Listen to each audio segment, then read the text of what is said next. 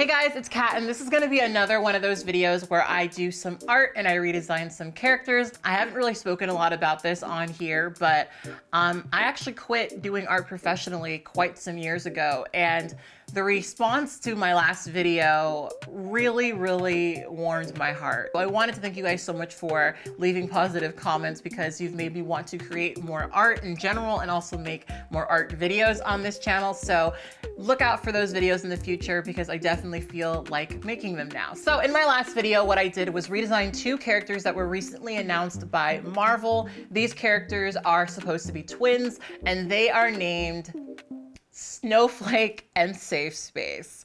Now, just from the names alone, you can already guess that they've been causing quite a stir and have really kind of pissed off a lot of people on both ends of the spectrum.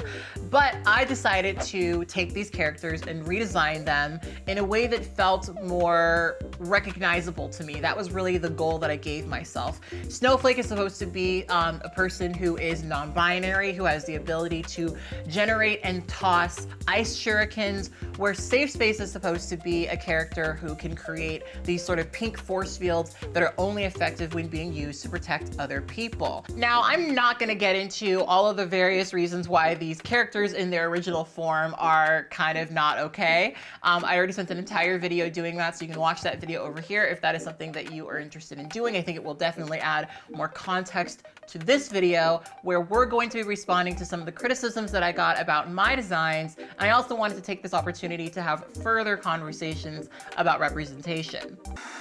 But before we get into my redesigns, I wanted to let you guys know about Skillshare because a lot of you guys told me that my last video made you feel inspired to create new things. Skillshare is a community of creatives that teach classes that encourage you to be creative, learn new things, and to deepen your artistic passions. With over 1,000 classes, I'm more than positive that you'll be able to find something that inspires you and keeps you busy while we all stay at home together. Right now, I'm actually taking a class about merch because even though I've been selling merch for a very long time, I still don't know what the heck I'm doing. And right now, the first 1,000 of you who click the link in the description box will get 2 months of a free premium membership.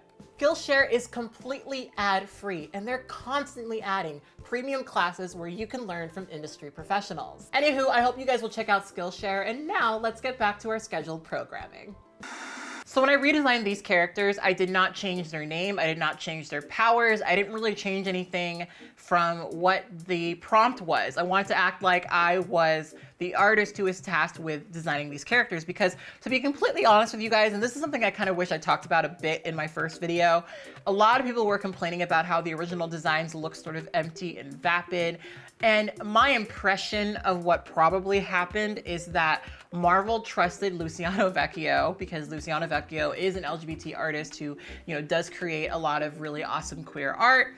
And I think that they just had him do one design and that became the design. I don't think that there was as much of a thought process into the design as there could have been. I think it was an easy, quick design that had very little thought behind it. At least that is what I would like to believe. So I went and I tried to redesign these characters, keeping in mind both blackness and transness and just kind of giving my own personal experiences with navigating those things, as well as the experience of some of my non-binary friends. And these are the designs that I came up with. Now I created two sort of headcanons, so to speak, for these characters, right? Snowflake has the ability to create really anything out of ice, but they choose to create ice shurikens because they are a dirty weeaboo. That was sort of the beginning thought, is this idea of this character who, really has always wanted to be, a sort of Naruto-esque figure. And so you were able to sort of hone those skills while idolizing, the anime that they love so much and become a superhero in their own way. And so when I was thinking about their design, I was really trying to design them after sort of a Naruto Mortal Kombat sort of vibe. And that was Snowflake. Snowflake was a character who was dressing more for their dysphoria than their style, right? I decided to just kind of make Safespace, this kind of cool, relaxed character who, you know, in contrast to their sibling, Snowflake is the kind of character who cares a lot about labels. Safespace is the kind of character who just doesn't really care about labels, gets asked all the time if he's gay, and kind of says, you know what, I just don't really like believe in labels, you know, that sort of guy, right? So that was Safespace characterization, and I kind of tried to give him, I wanted to kind of just give him some sort of armor. I was playing with the idea of hard and soft, and so I gave him wax boiled armor, which in my mind at the time made a ton of sense. The biggest criticism that I got about my designs is that they don't look like superheroes.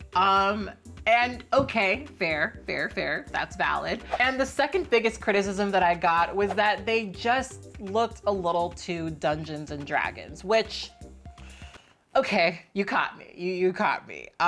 You know, I tend to design a lot of fantasy characters. That's kind of my realm of existence. So in retrospect, looking at these characters, it doesn't shock me that I kind of went for more of that kind of vibe. I kind of went for more of that sort of, you know, aesthetic. So most of you guys took issue with Safespace's costume. I mean, that was most of the consistent criticism that I got. A lot of you guys roasted me for giving him a kilt. And, you know, the thing about the kilt is, I guess because I'm in such a weirdo, you know, burner kind of lifestyle that I see a lot of guys who wear kilts. And if you see a guy wearing a kilt, that is a guy who truly doesn't give a fuck. That is the kind of guy who just, like, you just know he's confident and secure in himself because he's probably not wearing underwear, right? And so when I was thinking about the character, I was kind of thinking about that sort of thing, but in retrospect, it doesn't really work. It doesn't really work. It's not a great design, and I was just a little bit too, you know, poisoned by, you know, my own personal taste. So that all being said, in the last video that we did, the goal was to make these characters feel more relatable. And if the non-binary people in the comment section are to be believed, I think that I managed to do that. A lot of non-binary people commented and said that they felt incredibly connected to Snowflake's design. So I think we've won on that, right? But the goal in this video is to make these characters feel like superheroes who could potentially exist in Marvel's universe. So while in our last video, we went a little bit more Dungeons and Dragons-y, in this video, we're gonna go in the complete opposite direction. We're gonna go cyberpunk. So I'm gonna start by assembling references, and having reference is incredibly important when you're trying to design characters, right? I literally try to find almost anything that I think could potentially be relevant. So as I'm looking for references for these particular designs, I'm looking at cyberpunk fashion, I'm looking at motorcycle outfits, I'm looking at some cartoons and illustrations that I think may or may not be relevant to the things that I want to design. I'm still getting these sort of old ninja outfits. I'm getting these knight costumes. I'm just trying to load as much as possible. You could really never have too much reference and too much inspiration. Now, a lot of you guys were asking me for sort of technical details and things with my process. I like to use this app called PureRef, which is this sort of window that you can create that will collect all of your images and sort of keep them floating above everything as you are drawing and making art. And as you guys can see, my Pure Reference is full of images. It is just so chock full of images. But I love PureRef. It's very useful to have reference, and that will become relevant later on in this video. So that's just how we start. We're collecting references. We're gonna try to keep these characters' basic ideas the same, but we're gonna try to make them a little bit more modern, a little bit more clean, and a little bit more superhero-like. Now, I'm gonna do something that I have not done in a really long time. I'm actually gonna start with a really light, vague sketch of the human shape. And then on top of that, I'm gonna go over with a bigger brush and start sort of blocking in different sort of shapes and things to eventually create an outfit. Now, I do this because I kind of want to get a very clean, sleek silhouette, but it also just helps me sort of be very loose in my design process. I'm thinking a little bit more about shapes than I am about actual, you know, sitting there and actually just drawing straight out clothes, right? I build on top of that, and that's what we're gonna be doing in the next step. Now, while I'm doing that, I wanted to talk to you guys a little bit about representation and sort of what it's personally meant for me. Now, believe it or not, some people commented on my previous video and they were asking me why I was being so open about being transgender, why I titled my video Trans Woman Redesigns Snowflake and Safespace, right? And interestingly enough, my reasons for that actually feed into the larger conversation we're trying to have about representation. Now, I am 29 years old, and it's interesting because one of the interesting things about me being at this particular age is that when I was younger, I would close my eyes and try to envision a future for myself. And when I would do that, I literally could come up with nothing. I literally could not even imagine what my future as a trans adult could possibly even look at. I mean, you know, I was born in 1990. Most of the trans representation that I had growing up was Jerry Springer. Fact of the matter is, I'm really a man. You know, these girls coming on this show talking about, oh, I tricked him and I didn't tell him and this and this and that. And, you know, you just see all of these wigs flying and things like that. And that's what being transgender was. That's what being transgender was for me. When it came to representation of trans folks, that's what I got. And of course, when I looked at that, I didn't want anything to do with that. I didn't want to be like that at all. So it was very hard for me to envision who I could be when I grew up, who I could be when I became my age, right?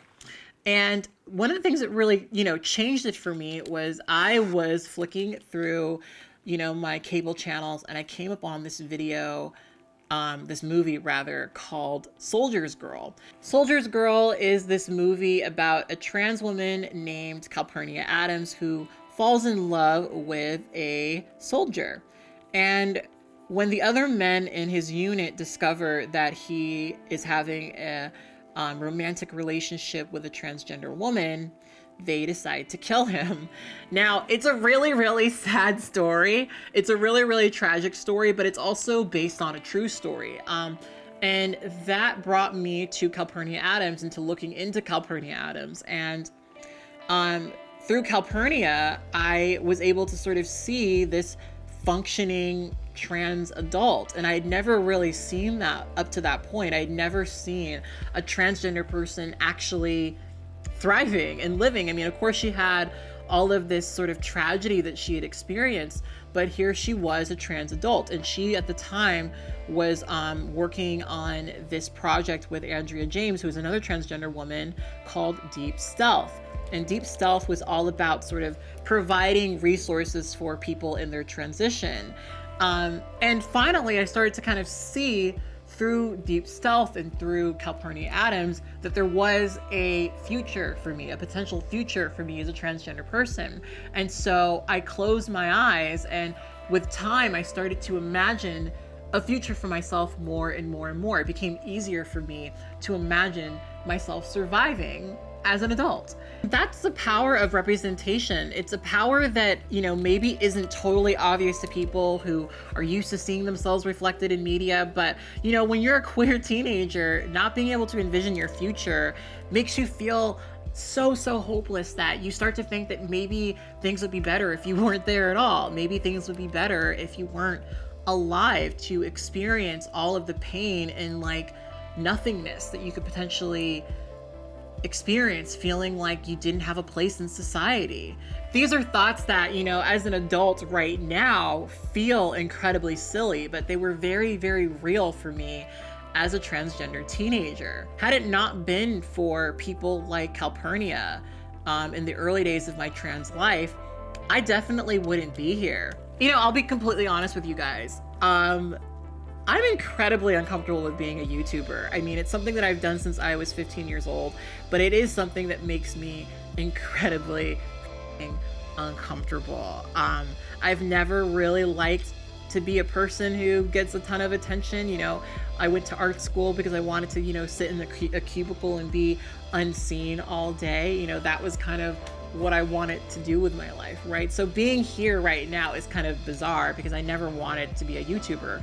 But one of the biggest reasons why I stay on here and I talk so openly about being transgender is because I know for a lot of people, I am their Calpurnia Adams. As uncomfortable as it makes me, I know that, you know, my visibility can be life-saving for some people. And, you know, if I can do what Calpurnia Adams did for me, I want to keep doing that. So I'm willing to keep going, if only it means that other trans and queer folk feel like they have possibility. Okay, so we've got a bit of a rough sort of sketch of these characters.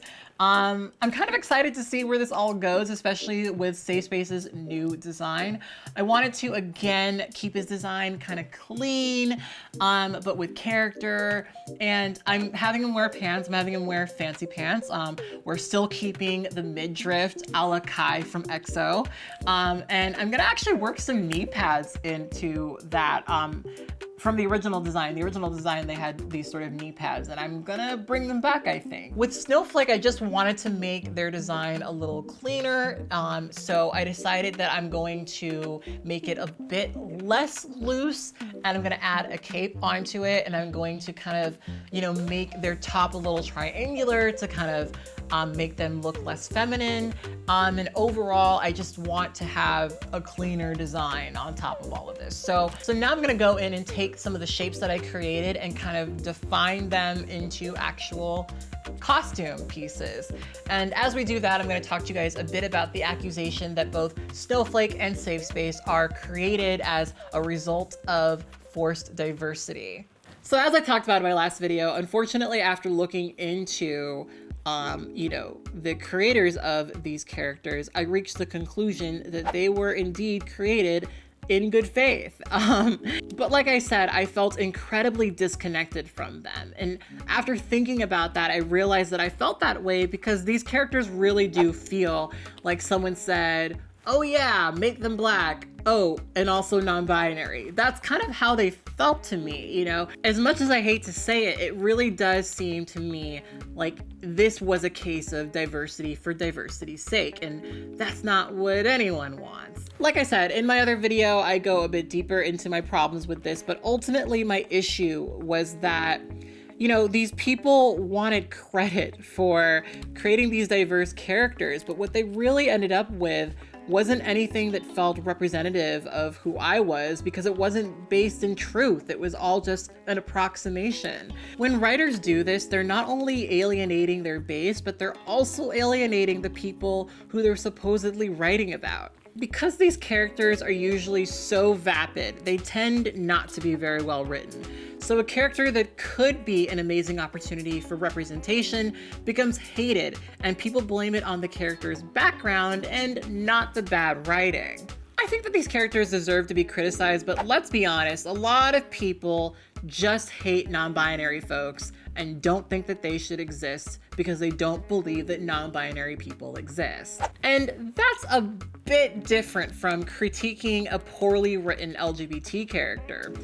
You know, to some people, any sort of diversity will always be forced, no matter how well written the character is. You know, it's interesting to me because a lot of times when we have these conversations about diversity, there's a lot of talk about how irrelevant a person's, you know, sexuality or gender is to them. You know, like I said, I was a young queer teenager, and seeing myself reflected, especially as a superhero in like a heroic role, would have been really, really, really amazing to me. It would have really just made me feel so much better about being me. And you know, it's interesting because for a lot of people, comic books are escapism. You read about superhero novels and imagine yourself as a superhero, and a lot of people translate those feelings into their real lives. You know, there are a lot of people who have decided to, you know, devote their lives to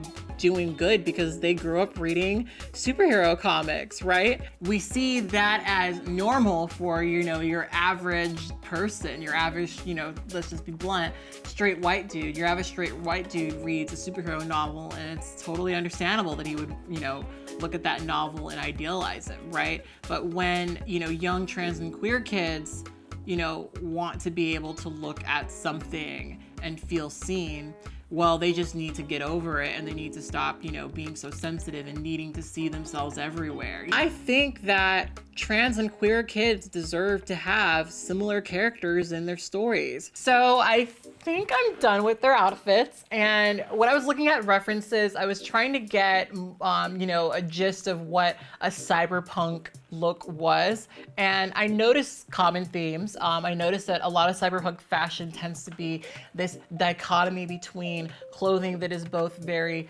form-fitting and also very loose, asymmetrical, but very clean, quirky, but also functional and practical.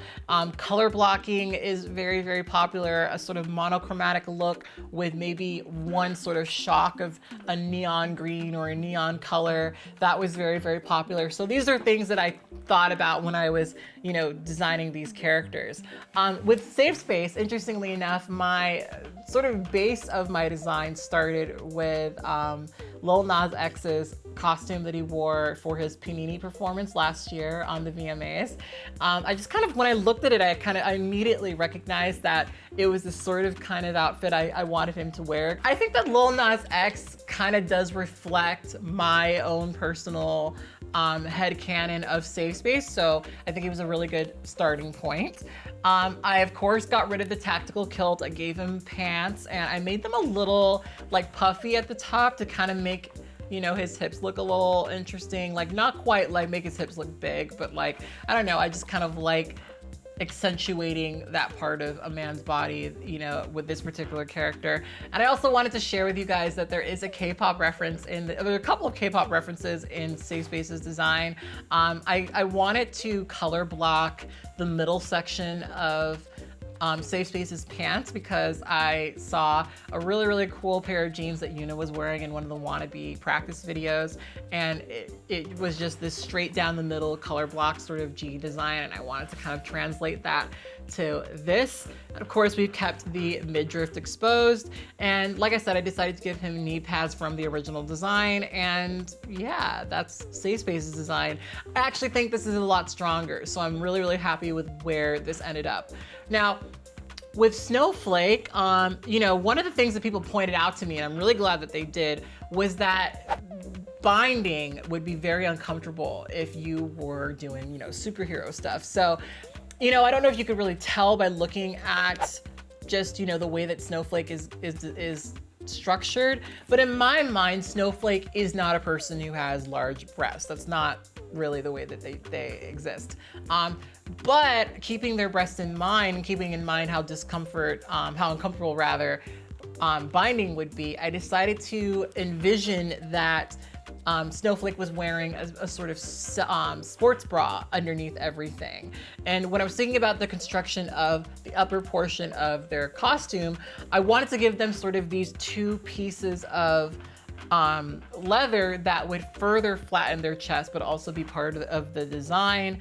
Like I said, I wanted to keep the outfit very loose, but still very ninja-like. And I think I accomplished that. I extended the sleeves to make them a bit more puffy and accentuated the triangular shape of the top of their sort of cowl situation.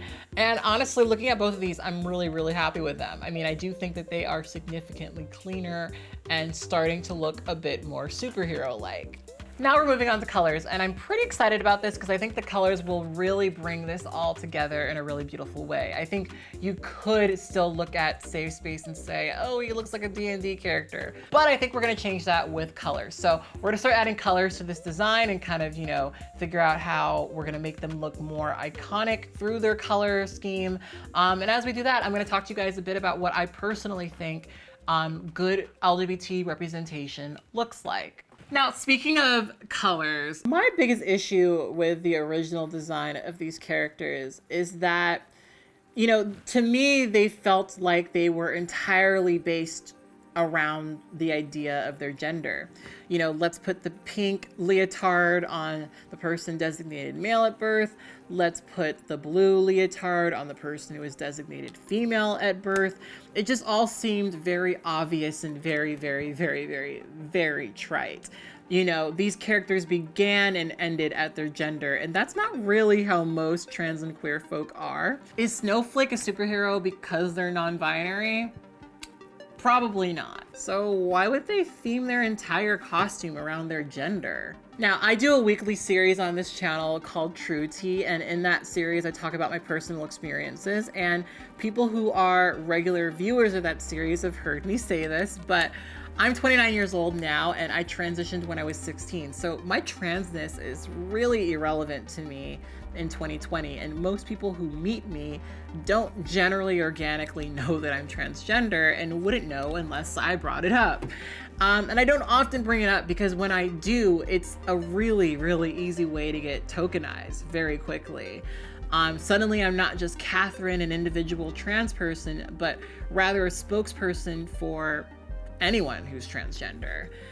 I'm expected to answer every single question that they've ever had about transgender people, when in truth, I'm just myself. I can only really speak for my own personal trans experience. But here's the thing, most people aren't exposed to transgender people on a regular basis. And, when they are, and once they do start to learn a bit more about who transgender people are beyond their expectations of who trans people are, they realize that we are all very similar, that we have similar human emotions. And for me, that is the power and use of representation. And it's why it's so important, because it can humanize people who are otherwise misunderstood through moments where you identify with a character who you assumed you were so different from.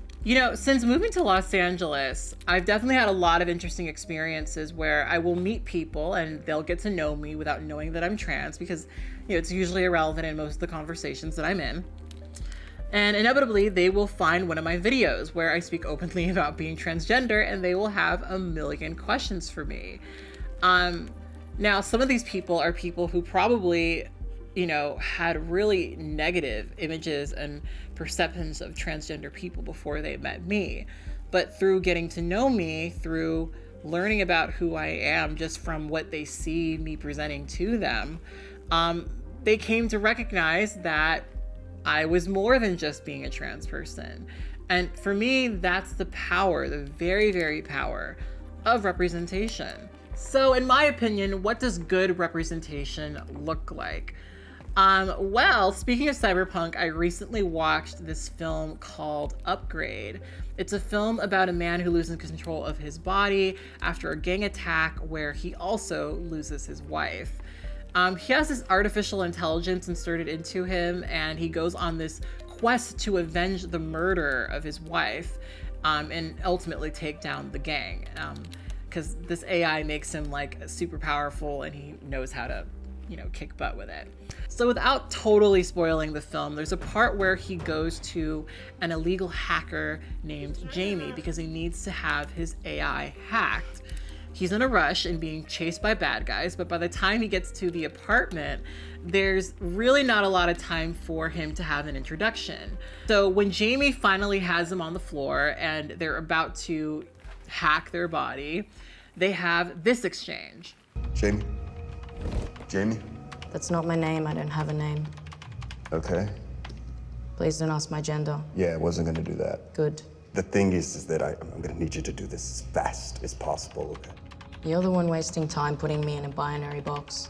Now, what I loved about this particular scene is that it was so real. Jamie is clearly some form of non-binary, but they're there to do a job. They're not there to discuss their gender. And I think that that's a moment that comes from probably a very real frustration, that they have with people not understanding their gender and not being able to be seen beyond their gender. That's a reality of how they navigate through the world, but it's not the focus of the current scene. As the audience, we all know that Jamie is an incredibly talented and capable hacker, and is probably one of the most important characters in the film. As a trans person, I really identified with that moment, and it honestly made me feel seen, even though it's been a very, very long time since I've been in a situation where I had a similar experience. And honestly, something that I really loved about this is the fact that this big badass who embodies these hyper masculine ideas, still somehow managed to consistently use they pronouns when referring to Jamie. I think that that really modeled for men who could potentially look up to him that affirming a non-binary person's gender really isn't a big deal. You know, the comments on my last video were way more positive than I was expecting them to be, but I did get one really salty comment from a guy who tried to make the argument that I was attacking Kibblesmith and Vecchio, you know, for being white men. He said that I was racist and sexist for believing that these two men were incapable of empathizing with a black trans person, which isn't what I said at all. In fact, in that video, I celebrated Brian Michael Bendis for creating a black female character. And unless I'm missing something, Brian Michael Bendis is not a black woman. I want Kibblesmith and writers like him to write black characters. I want them to write trans characters. I want them to include people from outside of their own experiences, but I don't want them to do it to score diversity points and then have the expectation that they'll be celebrated when they do it without a reference point. Like I've shown throughout this entire video, using references helps bring what you're creating in your mind into the real world. It helps you make those things feel more grounded and realistic. When it comes to really any type of representation, having a reference point is a great way to create characters outside of your experience, which is what you should be doing already as a writer. If your goal is to create a character from outside of your experience that is celebrated by people who share that experience, you'll only potentially alienate your audience by pulling purely from your imagination alone. Okay, so this is what I came up with, and I gotta be honest, I'm pretty happy with it. I think that these characters look more edgy, look more youthful, look more superhero-y, look more futuristic, and I love them. I think that this is definitely an improvement, so I really appreciate all of your guys' criticisms. Much with the last video, I would love to know how you guys feel about these characters. If you guys like my new designs, if you guys hate them, let me know either way. I'd appreciate hearing from you guys. And when I did my first video, a lot of you guys asked me to redesign all of the characters. There are still 3 more people who are part of this team that I could potentially redesign, but I really wanted to see how many people just really wanted that content. So here's what we're gonna do. If this video gets 3,000 likes, we're gonna just say 3,000 likes. If this video gets 3,000 likes, I will make that video. I'll be checking back every single day to see how many likes this video has. And if it gets enough likes, I will do that video. Thank you so much for watching this video. And again, thank you so much for encouraging me to make more art related content. Definitely stick around because there will be more art related content on this channel. If you guys aren't already supporting me on Patreon, my Patreon members got this video before everybody else. They get to comment first, they get to see it first. That plus a bunch of speed paints that I'm doing right now, some that I probably will never even show to you guys. If you want that content, you can get that on my Patreon. I appreciate all of my new members to my Patreon. So yeah. Oh, by the way, we are so close to 200,000 subscribers. I'm at this current point 10,000 subscribers away from 200,000 subscribers. I have a couple of really fun things planned for 200,000 subscribers. So, you know, if you like this video, show it to your friends. Maybe you can help me get to that goal of 200,000 subscribers. That's such a really exciting milestone for me. So I'm really looking forward to hitting it. So yeah, on that note, I will see you guys next time. Bye.